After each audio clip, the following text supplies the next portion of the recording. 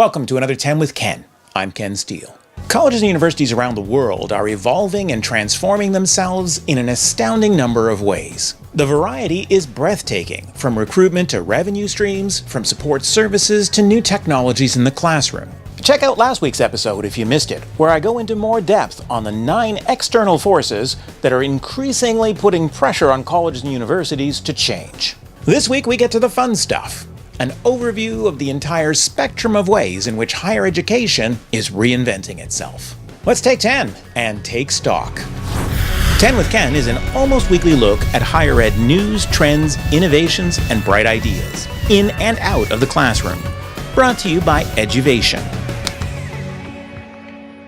Last time, I outlined how higher education worldwide is under growing pressure from some pretty global forces. In response to these pressures, colleges and universities around the world are experimenting and innovating in plenty of ways. The first 3 pressures, politics, funding, and demographics, all create an impetus for institutions to seek out new forms of efficiency. In the 1960s and 70s, this amounted to massification of the classroom, resulting in 1,000-person lecture theaters and multiple-choice exams. More recently, institutions have sought to optimize the utilization of classrooms, the size of course sections, and the allocation of scholarship dollars to prospective students. As I've mentioned in a previous episode, institutions have also become increasingly dependent on adjunct and contingent faculty to teach the majority of classes. It's an unsustainable and in many ways morally indefensible practice that has left the new faculty majority near the poverty line, scraping together an existence without job security or health benefits. Like many organizations, higher ed has also found new efficiencies in outsourcing functions, from dining halls and residences to bookstores and even grading. Advances in robotics and artificial intelligence will mean that increasingly efficiencies can also be found in automation, from automated floor sweepers to campus security robots. Algorithms are routinely used to check essays for plagiarism, and even to grade essay answers on admission exams. Although massification of the physical campus classroom may have hit its natural limit, many expect even greater economies of scale from online delivery. This gets a bit of a boost from increasingly digital students, although I must emphasize that for most students, online delivery is a much harder way to learn. Early on, MOOCs were thought to represent the ultimate form of massification, allowing one professor to teach hundreds of thousands of students in a single class. But of course, the best designed MOOCs are actually fairly expensive undertakings, requiring the commitment of a team of more than 30 professionals. Few institutions are saving money by producing MOOCs.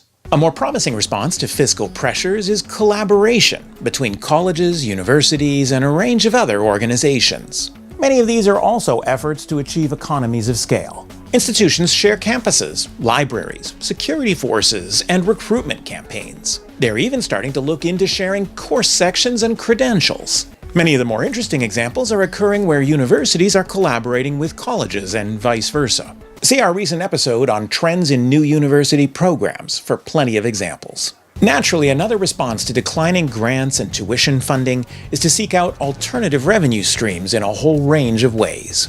The advancement profession has been steadily growing since the 1960s, and now raises more than $40 billion a year in the US alone. Institutions are signing exclusive contracts for alumni credit cards and soft drink sales, outsourcing parking, and even selling advertising on campus and online. Schools are generating income from student cards, from concession sales, from conference services, and from campus breweries. They're licensing curriculum to other institutions and to companies, and of course generating royalties on major research breakthroughs. They're delivering contract training to major employers and licensing testing tools. Many are developing campus land to build shopping centers, alumni residences, or even entire communities. In fact, I was just out to Burnaby, BC to learn more about Simon Fraser's University development. Watch for it in an upcoming episode. More transformative change is resulting from institutional efforts to develop new markets. From non-traditional part-time learners and online students to traditionally underserved groups like Indigenous peoples, students with disabilities, first-generation learners, and recent immigrants. Obviously, many institutions have been turning to international markets with great success, recruiting thousands of students to campus to offset the declines in local enrollments. These new market segments are driving demand for new and enhanced student services and supports, from tutoring and academic advising to mental health specialists and more. At Canadian universities, institutional expenditures on student services have more than tripled since 2000. There's also rising political pressure to improve student completion rates, especially in the US, where community colleges can see fewer than half their students graduate. Massification of the classroom has meant that professors have less personal interaction with their students. No wonder institutions are focused on student engagement, and survey tools like NESI and SESI are becoming widespread. The increasingly anxious nature of students is driving new services as well. Institutions offer more and more advising, coaching, and mentoring services using professional staff or student peers. First-year cohort programs create a stronger sense of social integration. Campuses are investing in more residence spaces and diverse dining options. The discipline of enrollment management is largely a response to the need to recruit more strategically and retain more consistently. Student mental health initiatives have been proliferating for more than a decade. From mental health first aid training for frontline staff and faculty, to therapy dogs, exam anxiety lounges, safe spaces, bystander intervention programs, and more. Work-life balance for faculty and staff has also become an issue, and many institutions are looking to improve campus quality of life for all. In response to shifting demographics and evolving students, there's also been a renewed focus on enhanced approaches to teaching and learning.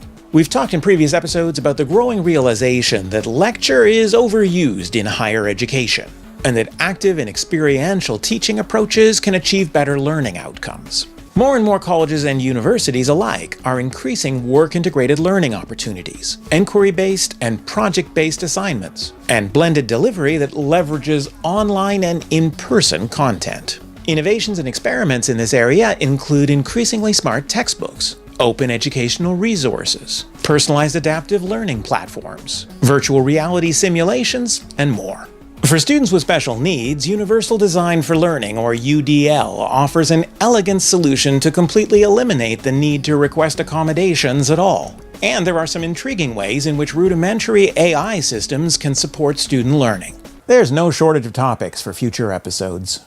New student services, new attention to campus quality of life, new digital library resources, and new approaches to classroom teaching have all made a mark on campus facilities, too. Institutions are developing much more comfortable and private residences, one-stop student centers, Aboriginal student centers, gender-neutral washrooms, learning commons and lounges, active learning classrooms, and social staircases. Campus security systems are evolving in response to heightened anxiety from helicopter parents and parents of international students. Industry and employers have always participated in program advisory committees at community colleges, helping curricula and learning outcomes keep pace with labor market needs. With increasingly careerist students in all kinds of institutions facing uncertain employment prospects, more and more programs have introduced work-integrated learning opportunities, from unpaid internships to paid co-op. Employers are now critical partners for universities and colleges alike. Institutions are creating makerspaces and incubators to launch the entrepreneurs of tomorrow, and enlisting industry as venture capital partners. If you missed them, check out our recent episodes on campus incubators and our site visit to the Velocity Garage at the University of Waterloo. In attempts to boost efficiency or to tighten connections with the labor market, institutions have partnered with industry as applied research partners. Public-private partnerships are allowing institutions to build student residences their capital budgets might not otherwise allow, and to outsource retail and ancillary functions that are not core to the business of teaching and research. Some institutions have found new efficiencies by sharing construction costs with a corporate partner. Through continuing ed and workforce training divisions, universities and colleges are turning to industry as new markets, too, delivering consulting services, designing competency-based report cards, or even developing entire programs with a single employer in mind. Partnerships with industry are still controversial, and certainly there have been some big headaches caused by major donors or big research funders. But more and more, institutions are learning how to partner effectively with the private sector. Industry demand and student careerism have led to experiments with new forms of credentials, too. Beyond the traditional academic transcript, many institutions now also offer a co-curricular record that details student involvement in athletics, student government, experiential learning, or international exchange. Competency-based evaluation assesses student learning in terms of specific skills, often awarding digital badges that can be assembled in an online portfolio or attached to a student's social media profile. Some institutions even offer job readiness scores that evaluate student work ethics on a 4-point scale. A growing emphasis on formative evaluation, which provides students with specific feedback on their strengths, is starting to replace the summative grading curve that we've taken for granted since about 1900. Formative evaluation and badging will get a boost from personalized adaptive learning platforms and gamification, too. Online MOOCs have given rise to hundreds of new micro-credentials, ranging from Udacity Nano degrees to edX X-Series certificates. Some institutions are modularizing credit within individual courses. Others are focused on stackable and transferable credentials. More and more jurisdictions are creating articulation and transfer councils and web portals to enable students to assemble their education from multiple institutions and programs. The changes we've seen so far in student evaluation and credentials are just the tip of the iceberg. There's one crucial area of innovation we haven't touched on yet, and it's the most far-reaching of all.